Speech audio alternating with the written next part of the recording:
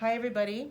We've been getting a lot of questions on Instagram about labiaplasties, and in particular, what's the difference between the techniques available. So I'm going to do a little drawing for you, which actually, when I'm seeing my patients in consultation, I always do this drawing of what the normal female anatomy looks like and what the names of the different parts are. So if we start with clitoris, which has a little hood around it called the clitoral hood, that tissue widens out to form the labia minora. So labia minora looks either like that, sort of like a skate wing, or sometimes looks long and broad like this. There's the vagina is at the back.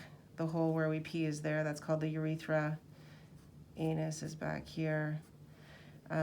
Sometimes there's a second fold, another fold that goes up on either side of the clitoral hood. Not all women have it, and some have it to varying sizes and degrees, but it's something that I look for.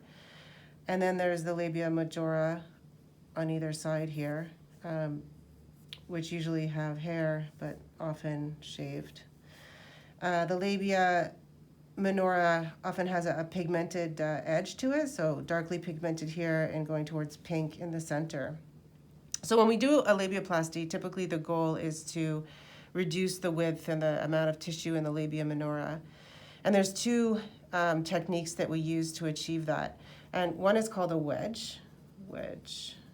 And in a wedge technique, we take out a piece of, like a pizza pie piece of tissue like this, a triangular wedge of tissue. And then this corner and this corner are going to come back together to form a labia which is shorter and a scar which is perpendicular like this. It's a technique that gives a nice reduction that looks quote unquote more natural because the reduction isn't as extreme, and it will preserve the pigmented edge in someone that really doesn't want to look operated on.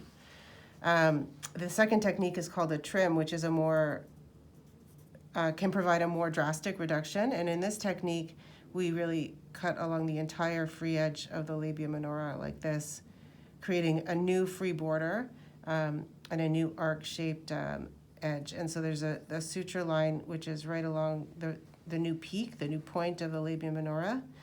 And if the anatomy is requires it, or if a patient wants a really more significant reduction, this would be the technique that we use. And then the other thing that we address is what's happening in the anterior segment here. If someone has a significant double fold, we'll often reduce that so that there's better harmony between the amount of tissue in front and in back.